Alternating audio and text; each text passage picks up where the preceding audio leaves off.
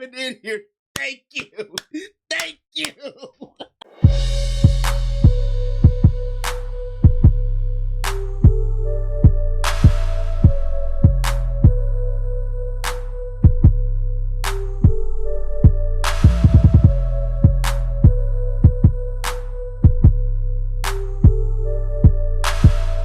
Hey, yo, what's happening, people? It's your boy Blaze here, back to you with another one here for Venomous Reactions. And today we got a video here from Wrestling Flashback, and this is called "What Made Triple H the Most Hated Wrestler of All Time." Woo! There's two instances that come to mind: the Reign of Terror. Need I say more? And he's been known for being notorious with that good almighty shovel and just start burying folks left and right. But I would say he had that aura that whenever he was a heel, oh, it made you want to just reach through the screen and just punch his lights out. Like, that's how much we all hated Triple H, right, back in the day. But I will say he has done more than earned the respect for putting in like 25 years into the business. Now, granted, he's busy running the day-to-day operations of WWE, but you cannot forget that he left the presence in that ring, and he was the almighty student of the game. So we're gonna see what Wrestling Flashback is talking about with this one, so should be interesting. So without further ado, let's get it.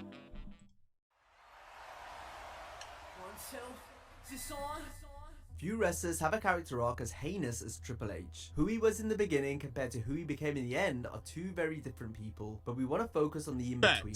We'll look at why the Blue Blood became the Cerebral Assassin, how the last man standing from the clique played the game, beat it, and then ruled it. But to do all this, he had to become the sickest SOB the industry had ever seen. For this video, we will look at Triple H's evil traits and despicable acts. We'll discuss how he masterminded his way to the top and then stayed there. We'll cover the lengths he had to go to, the people he betrayed, then screwed over along the way, and what it all meant in the end. Today we highlight what made Triple H wrestling's greatest heel. First, let's briefly look at the fact that should be a loaded list, because he crossed a whole lot of people and screwed over a whole lot of people, and he did not care who it offended as long as he fought his way to the top by any means necessary.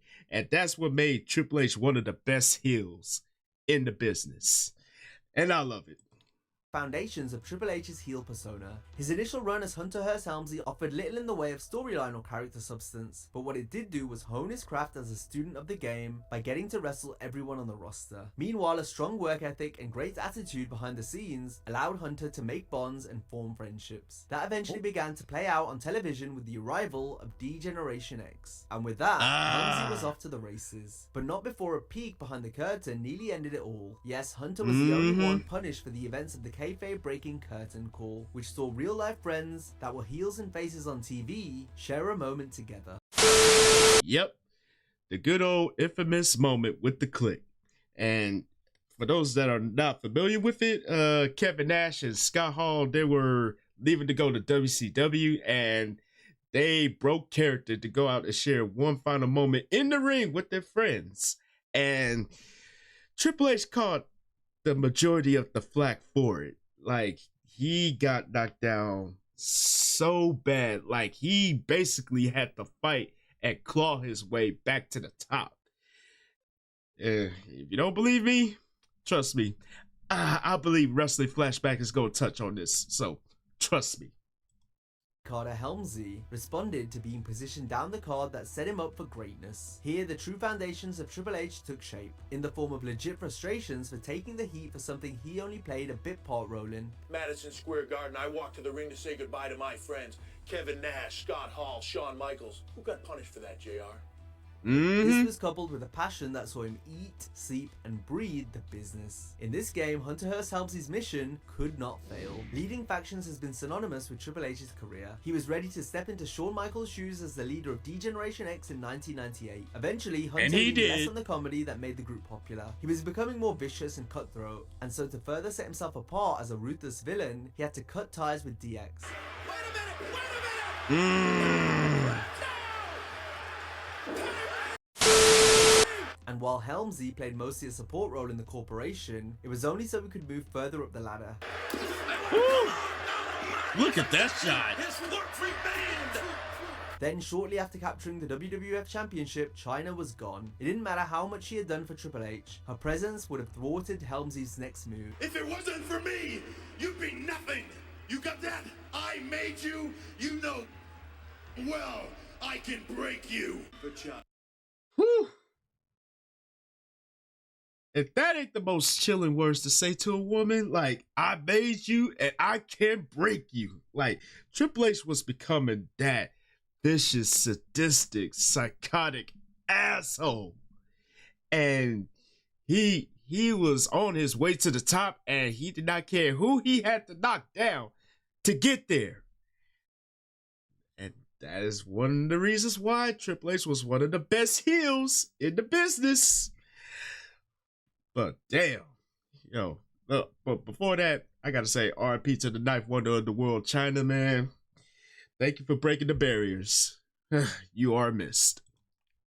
Come on out here and get your ass kicked, you big jacked up bitch. The game had done so much to be anti-established, he now had his eyes set on becoming the establishment. This meant marrying the boss's daughter. Once Helmsley reached the top, he was ready to let DX back in to help him stay there. The dynamic was like they needed him more than he needed them. The actions together! The actions together! Facts. Even though DX played a crucial commentary role in helping Triple H keep his title and fight off the babyfaces. This was how the game manipulated and pulled the strings. Just like before, once the likes of X-Pac and Billy Gunn weren't enough use to him anymore, they were gone. Wait! Mm-hmm. Billy, what the deal is? Hey! What the hell?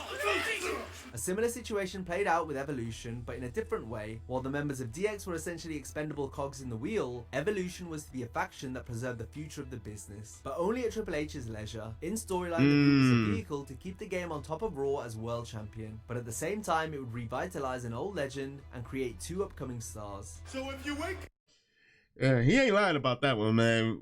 When Evolution came to the scene, he was basically like to showcase the future of the business. But in retrospect, it was a way for Triple H to basically hold Raw hostage and rule it with the iron fist, especially when it came to the world title scene. Hence, we got the Reign of Terror. Whew.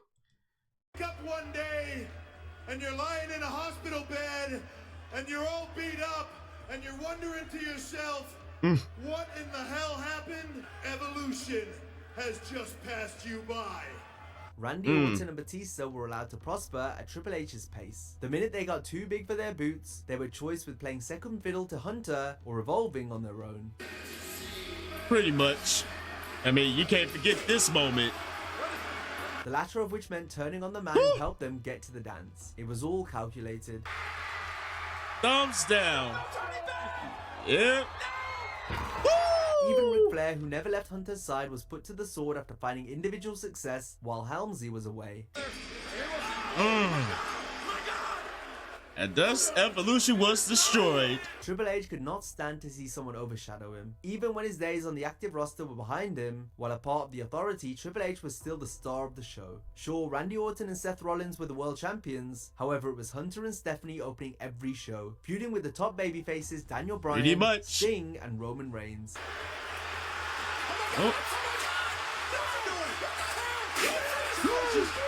This ultimately led to marquee WrestleMania matches, and just like in previous factions, when a stable member became defiant or unruly, they were done for. After Evolution split for a second time, Triple H facilitated the destruction of the Shield, so Seth Rollins could be the WWE's top guy. There's always a plan B. But when Rollins got injured after being rocket strapped by Steph and Triple H, he was deemed as fragile. In Seth's absence, the Authority collapsed. The Game was the last person standing and had to challenge for the WWE title himself. He would never put all his trust in just one man to carry the company again. Marrying into the McMahon family practically ensured Triple H had lifetime heat from certain fans. Firstly, because of how it played out on television as an angle, and then because of how it actually happened in real life and was put into storyline again. When it came to the story, Stephanie was eager to get revenge after what her brother and father had put her through. Where to, Stephanie? I can't forget that moment. Where to, Stephanie? Undertaker was such an evil bastard. I love the Ministry Undertaker. I can't even lie. But Triple H still had the charm, manipulate, conspire, and coerce a scheme to make everything happen. Basically, he had to win over Stephanie privately, convince her to dump her fiancé, then facilitate a great big elaborate ruse. Gonna watch this. All to ensure the game got a shot and won the WWF title, and then ultimately forced the other McMahons out. Then once it all came together and Hunter and Stephanie were running the show, the only way Vince and Shane could get their power back was if they joined forces with the McMahon-Helmsley regime. Still chanting. This is humiliation. The indignity of this. The Rock will never forget this night. X-Pac was an asshole. Conniving Triple H's character was. He outplanned, outsmarted, and defeated the most evil family in wrestling by destroying them from within. You either get your ass kicked or you get your ass fired. Helmsley forced them to accept him as the top wrestler in the industry. marrying the boss to get ahead in business? Who thinks up that kind of stuff? You gotta love the face Triple H for that one. Who thinks of that? The whole Edge and Vicky Guerrero, the whole marriage thing. Where have we seen that one before, huh? You see a woman in power and you see someone that wants to capitalize on that. Like, you know what? Let me wipe up the power. Oh my God, we have not seen that before. Huh. Riveting. Helmsley once said in a private saying all the way back in the late 90s that one day he wanted to run the company. This would soon become a true reality. He became a greater presence behind the scenes. It came full circle. Earning an executive role. When this played out on screen as the Authority, it got Hunter some of the most heat of his career. They're saying it's your turn. Not just because of how he was screwing popular stars, but also because of how he incorporated previous life issues, with top babyface Daniel Bryan being compared to the likes of Chris Jericho, Edge, and Rob Van Dam, all of whom weren't deemed best for business or considered enough of a draw to be a top guy, and three men who each, at one point, had heat with Triple H behind the scenes. Guys like Jericho, Edge, Rob Van Dam. If any of those guys had been the face of the WWE, we'd all be working for Ted Turner right now. I hate to be the one to break it to you, but you never drew a dime, buddy. The game leaned heavily on the idea that he held down, buried, and politically sabotaged wrestlers during his reign on top. At WrestleMania, He did. I put an end to your dreams, and I bury Daniel Bryan. All of this greatly enhanced the Authority vs Daniel Bryan feud in 2013 and 2014. By 2024, Triple H was the sole McMahon family presence in WWE, both on TV and behind the scenes. He was the last McMahon standing, and the only one left with any power. Triple H greatly benefited from being in groups and marrying into the McMahon family, destroying lives in the process. But when it all came down to it, the in-ring and physicality was going to be where the Cerebral Assassin did the most damage. The game stopped at nothing to win, to be the best. Defeating opponents wasn't enough for him. Helmsley made it a point to completely maim his rivals. And he did. But that good old trusty sledgehammer, oh, Triple H was a menace. And it took him to a place of a sadistic nature that you would just be like, no, put down the sledgehammer, please. We don't want this anymore. And it'll be up against your favorite superstars. Like anytime Triple H had that sledgehammer in his hand, oh, best believe some shit was about to happen. And somebody was going to get maimed, put on the shelf, or bloodied. Or all the above. I'm just saying. Deadly as they come, the Cerebral Assassin. Ooh, that shot.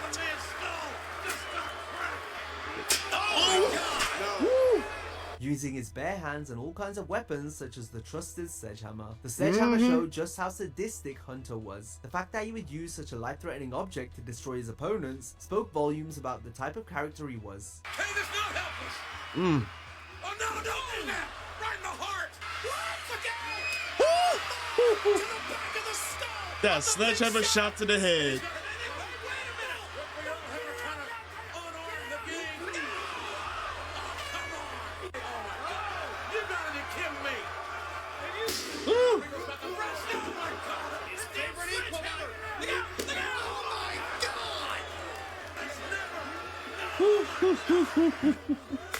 That's so much sledgehammer. Oh, don't do it.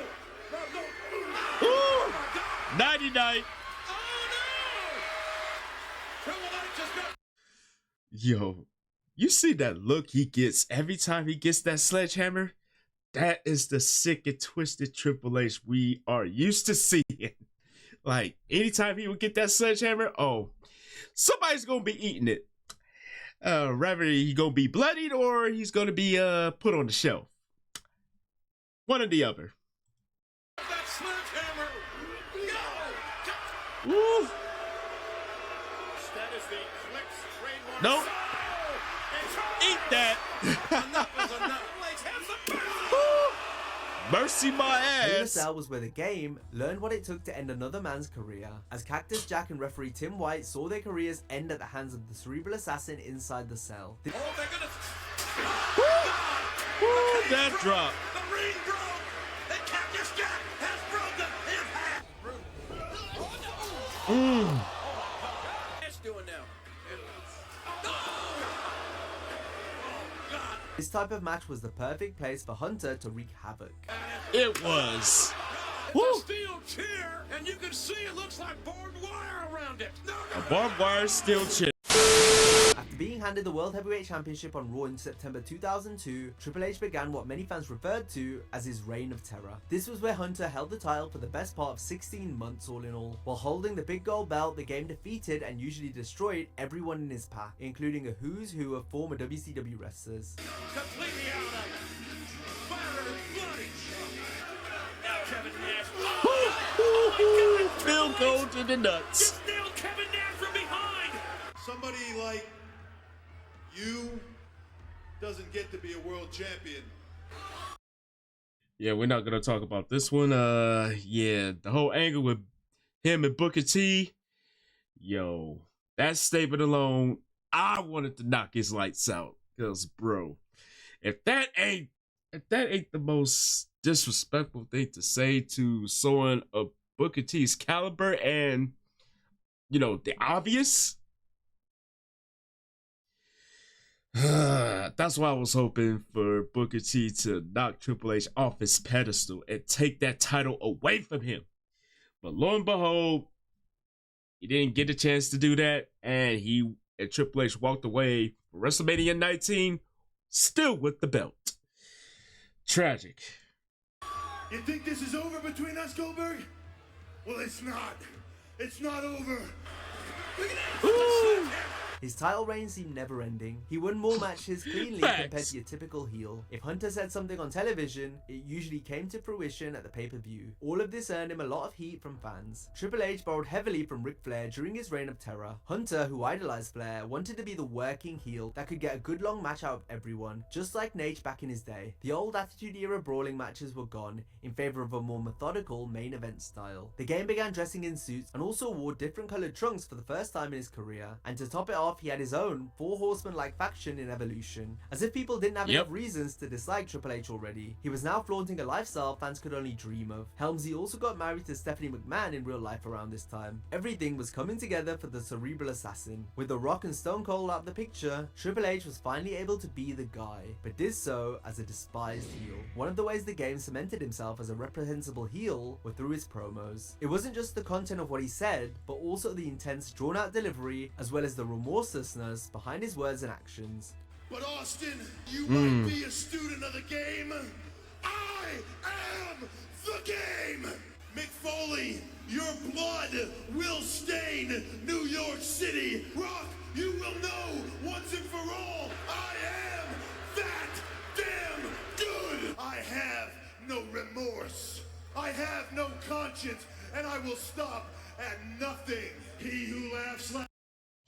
If that ain't the most ominous words to ever say, yo, that statement alone symbolized Triple H to the core. He is remorseless. He has no conscience. And he, sorry, but he will also stop at nothing if it means reaching the top. And he does not care who gets knocked down in the process, or who gets bloodied, who gets maimed, as long as he is at the top of the food chain in the company. Good old times for wrestling. Good times. Last laughs best. And today, I'm laughing. Face facts! You can't wrestle anymore! You're done! It's over! I grabbed the wagon, and yeah, I started to drag it, but I've been dragging it all along. Ooh. Just finally, you weren't around to stand in my way. The game has passed you by. Now, I am the showstopper. I will put the animal down. In real life, you can't beat the bad guy. You are no longer the dirtiest player in the game. The game is over. What makes you the best is coming to this ring and defending a title night after night, month after month, year after year. If you're a millionaire, you're evil. If you're a billionaire, you're the Antichrist. I would rather eat well than sleep well. Hunter knew how much his words carried weight when it came to getting heat, which is why he liked to push the crowd's buttons by burying them, both generally and individually. I don't come to where that this he guy did. works and tell him when the fries are done. Much where Ouch. this fat piece of crap is sitting right here. I don't come to where this chick works and tell her what street corner to stand on. Damn. Yo, Triple H was a menace when it came to cooking not only his opponents but the crowd. But damn, yo, I'll go to her job and tell her what street corner to stand on. That is sad. Cold-blooded.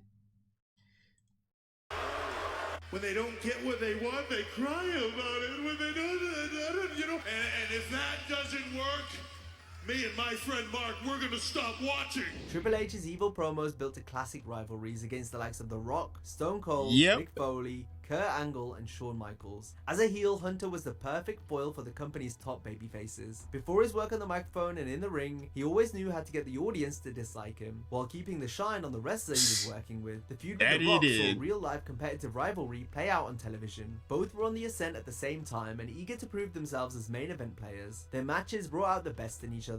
Their feud was one of the WWF's best. It lasted on and off for the best part of a year, and was supposed Yeah, The Rock and Triple H, their rivalry is well documented. Do I have to take? I can remember like a few classic matches they had, like the ladder match for the Intercontinental Championship back at SummerSlam in '98, or the Iron Man match at Judgment Day in 2000, or I would say for them. Basically they had a tit for tat. And every match they were involved in became instant classics. From my take. to be revisited at WrestleMania 34, but never came to be. As we were coming up, it would be like we were on different sides all the time, but constantly striving to get to that next level. Yep. Oh, double-decker rock bottom. Booyah! Oh. Helmsley's obsession with being the best drove him to commit devastating acts. If he was able to stay on top, then he had to be better than Steve Austin. The game went to insane lengths to try and take Austin out of the picture. It gave new meaning to the Cerebral Assassin moniker. Helmsley, where Austin out with a steel tip. Going for the legs. Ooh, ooh. Now you know, you dumb son of a bitch. The feud that made Triple H, however, came against Mick Foley. The two had a memorable program in 1997, as each were eager to prove themselves. Woo! Their program in 2000 ascended the game to superstardom. As sick and violent as Cactus Jack was, Helmsley had to match him if he was to win. This feud gave Hunter a sadistic and brutal edge that encapsulated the rest of his career. It did. I mean, his feud with Mick Foley when he metamorphed from Mankind to Cactus Jack, you would not think Triple H could get any more sadistic. But he did. And the street fight at Royal Rumble and No Way Out of the year of 2000, woo, was he ever a sick, twisted son of a bitch. But both matches with Cactus Jack, bar none, the most brutal. Fired. Get out. Get out! Get out! I'm right here. Give me that. Cactus Jack.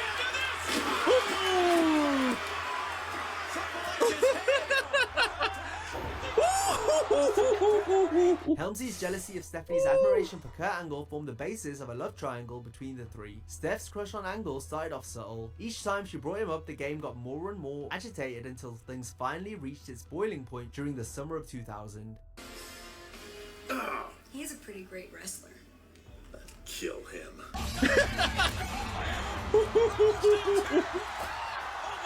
Ooh. Compromising position there, Trips. You had some explaining to do to good old Steph. Another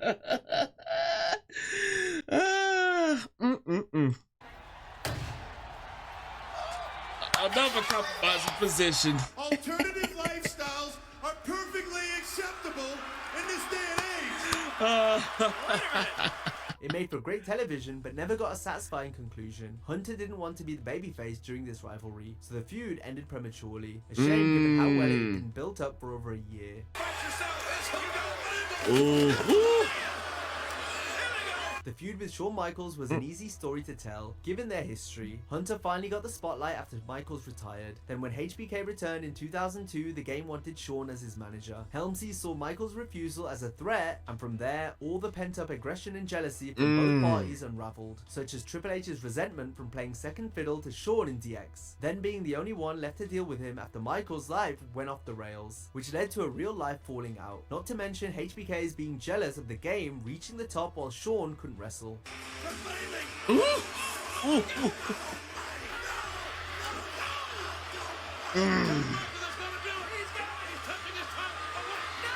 No.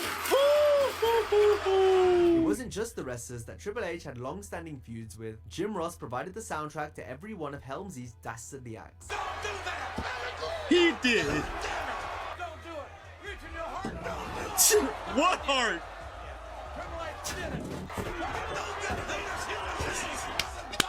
Somebody stop this. Damn Triple H. Damn his soul.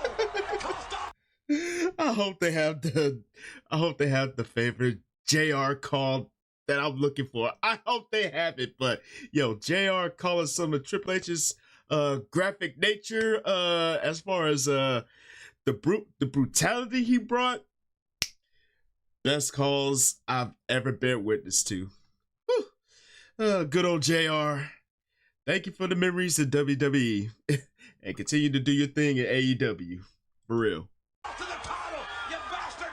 Triple H has always been a sick bastard. You're gonna rot in hell for what he did here tonight. JR gave Hunter the Cerebral Assassin nickname and greatly put over the game as a heel on commentary. You son of a bitch! Don't you don't you hear her? Triple H, where did he come from? That son of a bitch! Does he have no conscience? Does he have no heart? Do you have no soul? You son of a bitch! Do you realize what you just done? Yes, they have it in here. Thank you. Thank you. By far the best call of 2002 when JR described Triple H in that manner. Woo! Chef's kiss. Like, Do you have no conscience? Do you have no soul? You son of a bitch! Do you realize what you just done? I love it. You son of a bitch! Why? Tell me why! I am reality! He's a son of a bitch if you ask me. Jim had plenty of personal ammunition given how much he was beaten up by Helmsy on TV. I think you're a sorry, low-down SOB.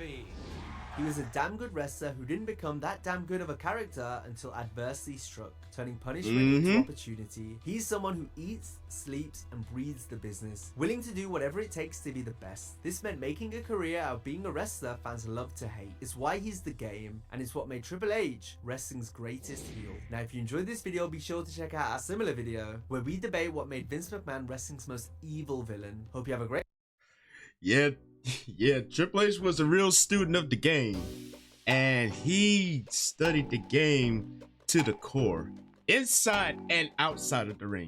Like, he became so much of a genius when it came to psychological warfare. And it's not just the psychological warfare, the mental chess that he beats you with. He knows how to get to you through his brutality. I mean, come on now, the trusty sledgehammer? Enough said. And whenever he got that in his grasp, he will use it to his full discretion. Whether it be to isolate a body part, or to make you lie in a crimson pool of your own blood. And he, love him or hate him, you cannot deny the fact that Triple H left his mark in that wrestling ring for a good 20 plus years.